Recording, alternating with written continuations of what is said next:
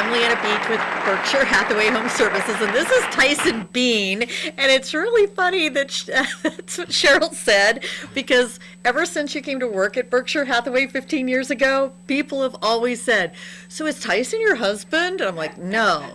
He has an N on the end of his name. I have a T on the end of mine. So it's always been Mr. Beat or Mrs. Bean. Yeah, so we can't win.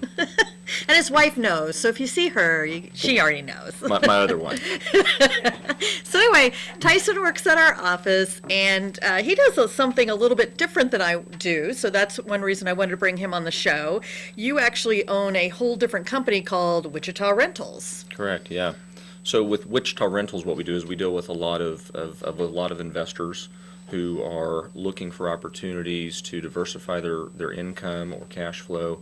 And then with that, we also deal with a lot of real estate agents who have clients that may be unqualified to purchase at this time, and we can place those tenants in properties that we have available for rent. So we've got a great relationship with our real estate agent friends. And I've sent you some of my people who have been selling. One lady was sold her house because she just didn't want to maintain it anymore. She was of a certain age. She still wanted a yard, but she wanted somebody else to take care of the yard. So I sent her to you. I had another client who was in the process of getting a divorce. The divorce was kind of a surprise. She needed to move somewhere quickly, didn't want to spend a lot of time looking, sent her to you. So it's that type of person that typically I would refer to Mr. Bean Beat at Wichita Rentals. Now the other thing we touched a little bit about on our regular business, we deal with buyers who want to buy investment properties. And Lawton was on prior a few weeks ago, and Lawton works for you, and because you have a team and I don't have a team, so that's one difference in what we do. And we were talking a little bit about the differences between a buyer who wants to buy a single-family house as a owner-occupant and a person who wants to buy a single-family house or a multifamily property as an investor. Do you want to talk a little bit about just the emotional differences and the financial differences? Yeah, it's quite different. There's as a conventional buyer, your intentions are completely different regarding your ownership and then the level of financing. As an investor, you're looking at things, whether it's a short-term or long-term financial goal. If it's say it's a duplex, you mentioned multifamily. If it's a duplex where one half of it is occupied by the owner and the other half is occupied by a tenant to offset some of those expenses.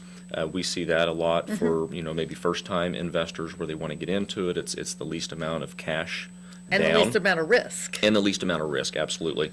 So you can manage the tenant next door to you. And then we have a lot of investors that we work with that they have a larger portfolio where we have 150 to 200 units per that particular client, where they have apartment complexes or they have single-family, multifamily capacity where they're growing their portfolio as well. And what I've noticed is that people will buy one or the other. In my investment people, they either buy single-family houses or maybe a duplex, but they're not buying apartment complexes and single-family houses. Have you found that to be true in your business? Yeah, it is. We've got a lot of owners where they've found their comfort level in single-family or duplexes, maybe up to a fourplex, but it is a different type of investor that gets into something on a larger scale as an apartment complex. Maybe it's on the financing level or the management level. Maybe it's just their overall comfort level. They don't want to get into the apartments.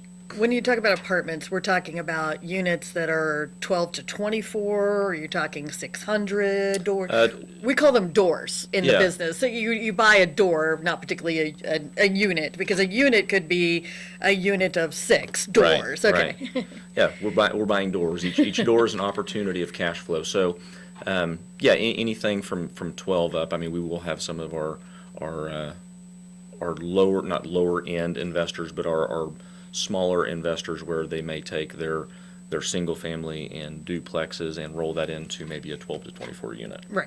And then so it's just kind of a learning curve and a natural progression where you start small and then at some point you feel like you've mastered the business and you get into a scale project like an Right. apartment So complex. when people call me and they go, I want to start investing in houses, I know what I tell them. What do you tell them?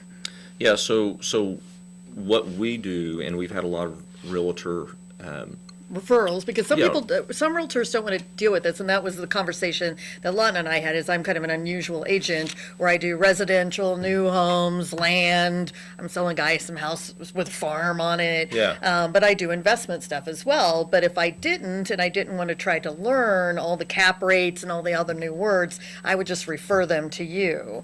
So if I was going to refer somebody to you and they said, hey, I want to start, I don't know what to do, I just have $10,000, extra that I'd like to put into this instead of the stock market, what would you suggest? Yeah, so typically what we would do is we would have an educational consultation, just trying to define what their short-term, long-term goals are, because what I've found is that not every real estate investor's goals are the same.